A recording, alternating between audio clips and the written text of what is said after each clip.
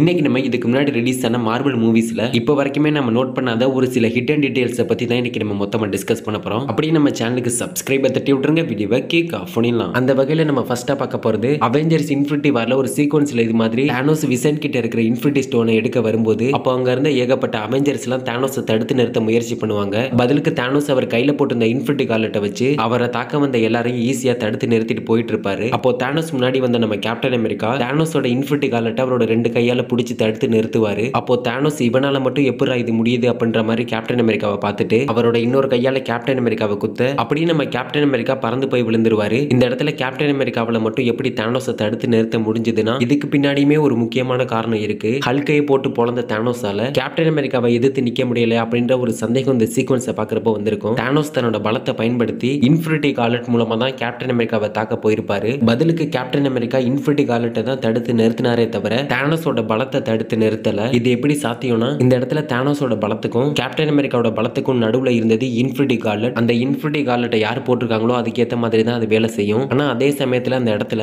தானோஸோட உடல் ரீதியா பலத்துக்கும் கேப்டன் அமெரிக்காவோட உடல் ரீதியா பலத்துக்கும் நடுவுல இருந்தது இன்ஃபினிட்டி காலட்ன்றதுனால கேப்டன் அமெரிக்காவில இந்த இடத்துல தானோஸை தடுத்து நிறுத்த முடிஞ்சது. அது மாதிரி டாக்டர் ஸ்ட்ரேஞ்ச் ஒரு சீக்வன்ஸ்ல ஒரு தியரி படி நான் பல வருஷமா காலத்தை ஒத்து பார்த்தேன், அதுல ஏகப்பட்ட பயங்கரமான சம்பவங்கள்லாம் நடந்துச்சு, 1,46,05,000 அதுல ஒண்ணுல மட்டும் தான் நம்ம ஜெயிச்சிருக்கோம் அப்படின்னு டாக்டர் ஸ்ட்ரேஞ்ச் அவர்கிட்ட இந்த இன்ஃபினிட்டி ஸ்டோனை பயன்படுத்தி அவரோட தியரி படி அங்க இருக்கவங்க கிட்ட இதை சொல்லிருப்பாரு. டைம் ஸ்டோன் அவர்கிட்ட இருந்தாலும் எதிர்காலத்துல என்ன நடக்க போகுதுன்றத காலத்தை கடந்து போய் பார்த்தாலும் அவர் இறந்ததுக்கு அப்புறம் ஃபியூச்சர்ல என்ன நடக்க போகுதுன்றத அடுத்து பார்க்க முடியாது. அதனாலதான் டாக்டர் ஸ்ட்ரேஞ்ச் 1,46,05,000 பயங்கரமான சம்பவங்கள்லாம் பார்த்தேன், அதுல ஒண்ணுல மட்டும் தான் நம்ம ஜெயிச்சிருப்போம் அப்படின்னு அவங்க கிட்ட சொன்னதுக்கான காரணம் அதுக்கப்புறம் என்ன நடந்துச்சுன்னா அவரால் காலத்தை பார்க்க முடியல. அதுக்கப்புறம் என்ன நடந்துச்சுன்னு கூட அங்க இருக்கவங்க யாரும் டாக்டர் ஸ்ட்ரேஞ்ச் கிட்ட கேட்டிருக்க மாட்டாங்க. அப்போ அந்த போர்ல டாக்டர் ஸ்ட்ரேஞ்ச் இறக்க வேண்டியதுதான். காலப்படி பார்க்கும்போது அந்த போர்ல டாக்டர் ஸ்ட்ரேஞ்ச் இறக்க வேண்டியது. டாக்டர் ஸ்ட்ரேஞ்சுக்கு பதிலாக தான் அந்த போரோட முடிவில் டோனி ஸ்டார்க் இறந்து போயிருப்பாரு. சப்போஸ் அந்த போர்ல டோனி ஸ்டார்க் இறக்காம காலப்படியே டாக்டர் ஸ்ட்ரேஞ்ச் இறந்திருந்தாருன்னா எண்ட் கேமுக்கு அப்புறம் டோனி ஸ்டார்க் உயிரோட இருந்திருப்பாரு. ஆனா அதுக்கு பதிலாக டாக்டர் ஸ்ட்ரேஞ்ச் இந்த போர்ல இறந்து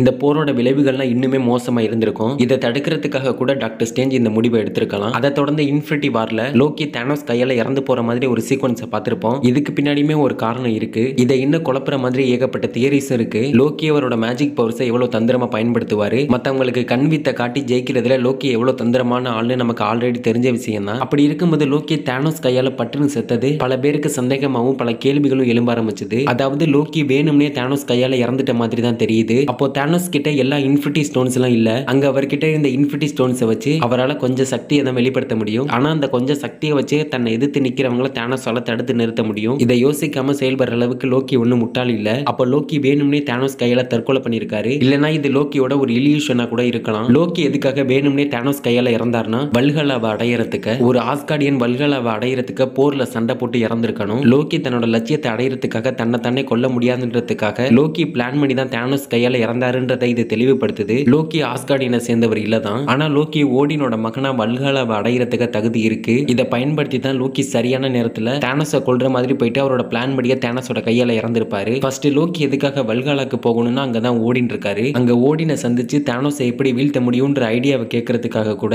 லோக்கி இதை செஞ்சிருக்கலாம். லோக்கி தானோஸ் கையில சாகிறதுக்கு முன்னாடி கூட அவர் சொன்ன வார்த்தைகள், நான் லோக்கி ஆஸ்கார்டின் இளவரசன், நான் உங்களுக்கு உறுதி அளிக்கிறேன் என்னோட அழியாத விசுவாசம் அப்படின்னு சொல்லிட்டு இருக்கும்போது லோக்கி தோரை பாப்பாரு. அப்ப லோக்கி சொல்லிட்டு இருக்கிறது தானோஸ் கிட்ட இல்ல தோர் கிட்ட தான் அப்படின்றத இந்த இடத்துல நம்மளால கன்ஃபார்ம் பண்ண முடியுது. அவர் தோர் கிட்ட சொன்ன அழியாத விசுவாசம்ன்றது அவரோட சகோதரரான தோருக்கான விசுவாசம். அவர் மரணத்தை தாண்டியும் இறந்துட்ட அப்புறமும் கூட லோக்கி அவருக்கு உதவி செஞ்சிருப்பாரு. இதுதான் லோக்கி சொன்ன அந்த அழியாத விசுவாசம். பட் எனிவேஸ் இன்னைக்கு நம்ம பார்த்த எம்சியூல இருக்கிற ஹிடன் டீடைல்ஸை பத்தி நீங்க என்ன நினைக்கிறீங்கன்றத கமெண்ட்ல சொல்லிட்டு அப்படி நம்ம சேனலுக்கு சப்ஸ்கிரைப் தட்டி விட்டுருங்க. அடுத்த வீடியோல பார்க்கலாம்.